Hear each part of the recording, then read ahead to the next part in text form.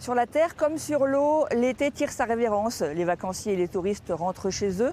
De quoi commencer à souffler un peu pour les secouristes en mer et les brigades nautiques qui ont été très sollicités comme l'an dernier cet été avec une fréquentation très intense sur le littoral. Les activités de plein air ont littéralement explosé. Les jet skis en particulier leur ont donné du fil à retordre, comme en atteste ce reportage de nos confrères de Marseille. Les rodéos urbains se pratiquent désormais en mer, jusqu'à 100 km/h parfois. De plus en plus nombreux, mais aussi dangereux. Coupez le contact, s'il vous plaît. Chaque jour, les gendarmes maritimes traquent les comportements à risque. On va vers eux pour voir s'ils ont tout l'armement de sécurité, pour être en sécurité en mer, et également le permis. Car beaucoup l'ignorent, mais en France, pour conduire un jet ski, il faut avoir un permis côtier et un certificat de circulation. Je suis en règle, location, j'ai mon permis, donc...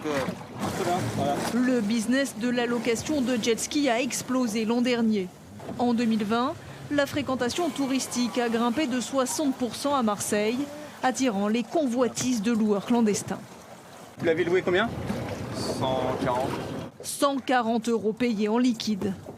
Un marché très juteux pour ces loueurs illégaux. Ils achètent un jet, ils vont l'acheter 2500, 3000 et après ils vont le louer tout l'été, 140 € l'heure. En liquide? En liquide, vous imaginez, je vous laisse faire le calcul sur l'été combien ça fait. Ce jeune couple risque une amende comprise entre 1500 et 3750 €.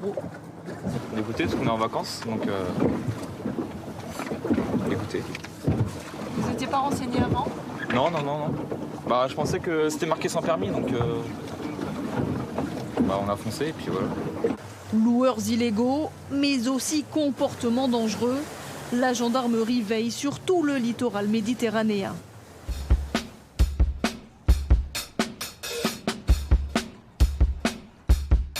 Retour dans le Gard à Port-Camargue, où nous sommes tout simplement dans le plus grand port de plaisance d'Europe. Nous sommes avec Philippe Gros, qui est le patron de la SNSM locale. Philippe Gros, comment ça s'est passé cet été? Est-ce que, comme vos collègues marseillais, vous avez été sur le pont pendant tout l'été? On a connu exactement la même situation. Je crois que là, on ne rajoutera rien de plus. C'est exactement le même phénomène, une forte fréquentation, très forte fréquentation, des gens qui étaient relativement néophytes en termes de navigation. Et on a rencontré un peu quelques négligences, quelques bêtises qui nous auraient eu quelques frayeurs. Par exemple? Comme par exemple, on voit des gens qui... on va laisser de côté le fait des gens qui ne prennent pas la météo quand ils partent, mais des gens qui se promènent sans gilet de sauvetage, surtout avec des enfants en bas âge ou des personnes âgées, des gens qui laissent s'asseoir leurs enfants juste à la pointe du bateau, là, avec les gens qui pendent à l'avant. Je vous laisse imaginer quand il y a une vague ou que la mer secoue un peu. Depuis 2 ans, en fait, avec l'effet Covid, finalement, les gens ont eu envie d'aller vers la mer, vers les grands espaces. Et donc, il y a eu beaucoup de marins d'eau douce cette année? Alors, marins d'eau douce, je ne me permettrai pas d'employer cette expression, mais c'est vrai qu'on parle plutôt de néophytes, des gens qui ont eu besoin et envie de liberté, d'espace, qui ont fait l'acquisition ou même la location d'un bateau sans connaître forcément le milieu maritime, le milieu de la mer, et qui se sont retrouvés dans une situation un peu, on va dire, burlesque. Par exemple, nous avons ici un endroit géographique qui s'appelle le banc de sable.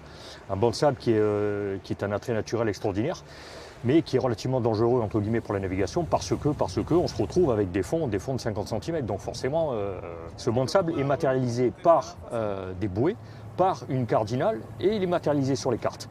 Il faut juste savoir regarder. Et puis on peut aussi avoir un aide-mémoire en fait. Il existe cet aide-mémoire et ça s'appelle la checklist des marins.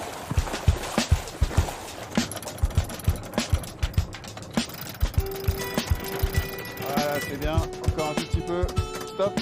Une des bases de la navigation, c'est de vérifier l'état de son bateau avant de partir. L'idée d'y consacrer un guide à part entière a germé dans la tête de Guillaume il y a une dizaine d'années. Sur ce pont-là, il a été le premier. En effet, non, ça n'existait pas avant. Les checklists sont utilisés par les pilotes d'avion depuis plus de 100 ans. Et dans la navigation de plaisance, on est la première checklist standardisée pour les bateaux à voile et à moteur.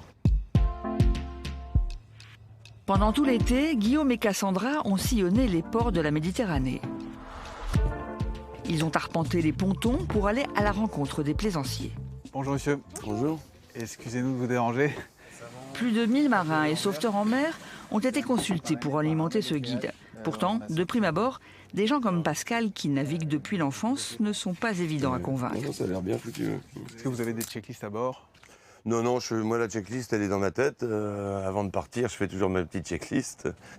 Mais après quelques minutes de discussion, ce marin venu de Cherbourg commence à changer d'avis. sécu, d'accord. Ah oui, bon projecteur avec... Oui, essayer toutes les ampoules quoi en fait. Ouais, c'est vrai que c'est pas... Moi, je suis complètement d'accord avec ça parce que la dernière fois que j'ai navigué de nuit, j'étais à la recherche de ma frontale, que j'ai d'ailleurs pas trouvée. Ouais, je trouve ça très utile. Ouais. Non, tout ce qui peut amener à se poser des questions et à se remettre en question, c'est utile de toute façon. Hein. On ne connaît jamais tout en bateau. Ok, tu peux commencer. Panne GPS, urgence médicale, avarie, tempête, homme à la mer. Guillaume a aussi voulu recenser ce qui peut arriver de pire sur un bateau. Même dans une étape critique, on peut s'en sortir et c'est le but d'une checklist, c'est de faire les bonnes actions dans le bon ordre. Mais le but aussi du jeu, c'est de ne pas arriver dans ces situations critiques. Donc toute la préparation du bateau, la préparation de l'équipage, c'est essentiel.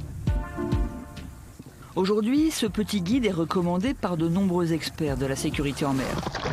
Ah oui, et puis bien sûr, il est waterproof. Enfin, un dernier conseil, face à la mer, la meilleure des attitudes pour les humains, ça reste l'humilité.